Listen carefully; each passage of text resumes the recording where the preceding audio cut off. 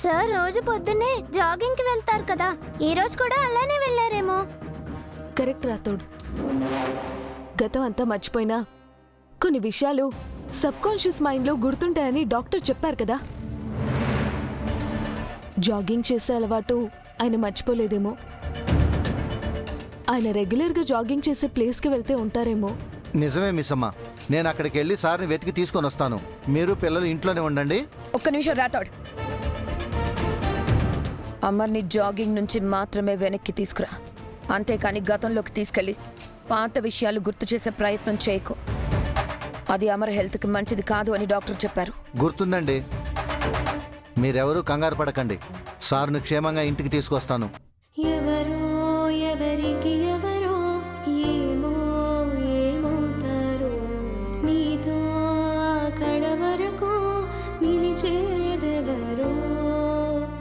ఎవరో ఎవరికి ఎవరో ఏమో ఏమవుతారో, నీతో అక్కడ వరకు నిలిచేదెవరో.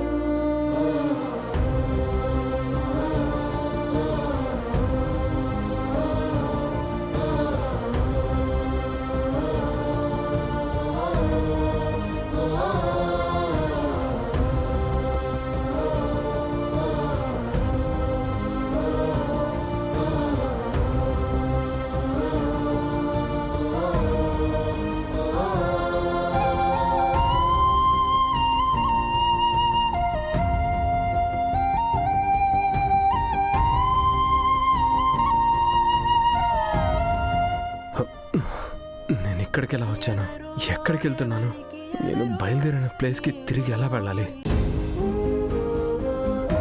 ఈ ప్లేస్, ఈ మనుషులు ఏవీ నాకు పరిచయం లేదు. అంతా కొత్తగా అయోమయంగా ఉంది.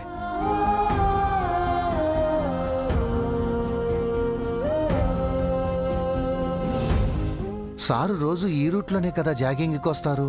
ఈ రోజు రూట్ మర్చిపోయి వేరే రూట్కి ఏమైనా వెళ్ళిపోయారా? ఎటెళ్ళుంటారు?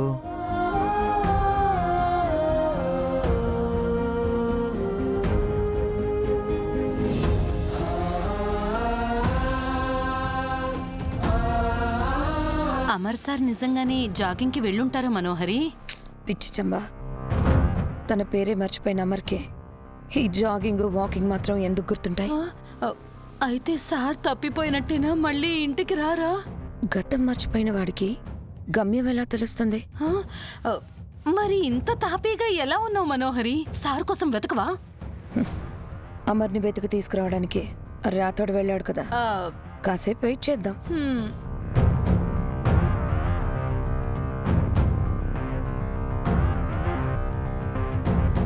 డాడ్ జాగింగ్ కి వెళ్ళకుండా ఉంటే ఎలా మిస్ అమ్మా? కంగారు పడకంజు, డాడీ జాగింగ్కి వెళ్ళుంటారు. జాగింగ్కి వెళ్ళిన డాడ్ తిరిగి వచ్చేదారి మర్చిపోయి ఉంటే? అవును మిస్ అమ్మా, రూట్ గుర్తులేక వెతుక్కుంటున్నారేమో. అలాంటిదేం జరగదు, మీరేం కంగారు పడకండి. రాతోడు వెళ్ళాడు కదా, డాడీని సేఫ్గా ఇంటికి తీసుకొస్తాడు. కాసేపట్లో వచ్చేస్తారు.